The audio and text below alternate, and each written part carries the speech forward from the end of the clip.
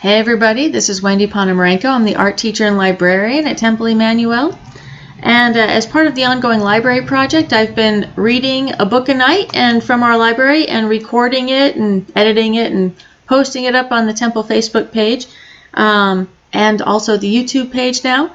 And tonight's book is Gathering Sparks, which is by Howard Schwartz and illustrated by Kristina Swarner.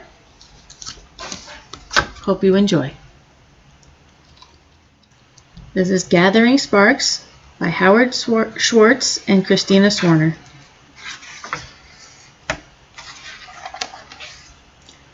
Once, when you were very little, your grandfather came to visit.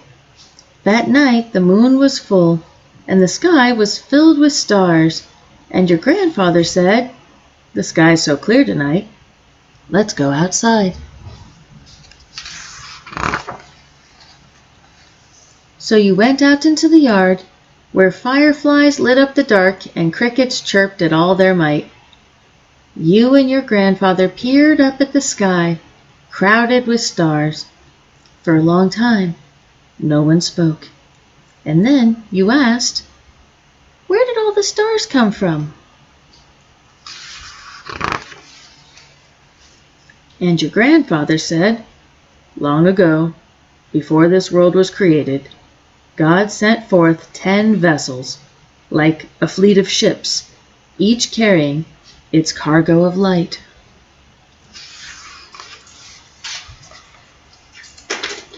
If those vessels had reached their destination, the world would have been perfect. But the further they traveled, the more fragile they became.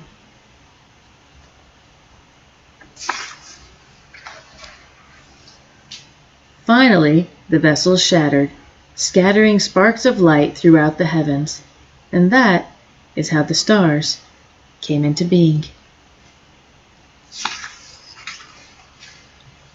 And you said, "Oh," and you looked up at the sky, filled with glowing sparks, and you saw the stars as if for the first time.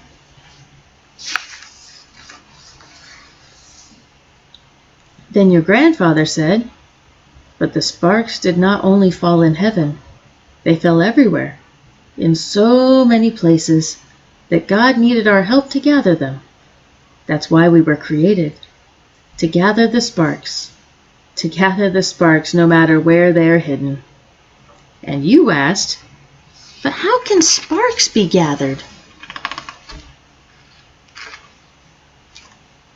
And your grandfather said, "Every time you do a good deed, one of the sparks is set free. When you plant a tree, a spark rises up. When you help your baby sister, a spark can be seen in her eyes. And when you're kind to animals, a spark of kindness enters the world. For every good deed you do, one of those hidden sparks rises up, and a little bit of the world is repaired. And one day, when enough of those sparks have been gathered, the broken vessels will be restored, and there will be peace in the world." Then your grandfather picked you up gently and carried you inside. And as he was carrying you, he whispered, "And most of all, sparks are gathered whenever you love someone." And then he hugged you so tight you closed your eyes.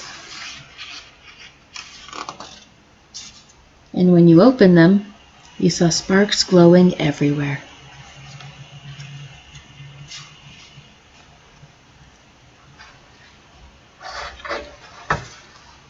And this book can be found in the Judaism section in the juvenile stacks.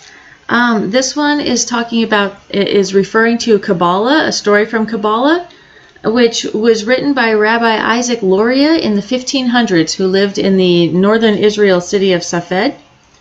And really, this is about Tikkun Olam, about repair the world, making the world a better place. And oftentimes this is cited as being kind of the beginning of the environmental movement, honestly.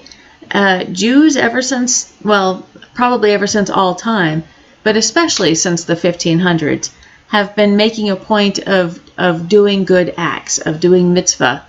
And there's lots of stories, lots of old stories that you can find all over the place in which Jewish people would be doing all kinds of little helpful, kind acts. And of course, they're not the only ones who would do this, but for them, there was a specific concept, tikkun olam, of repairing the world.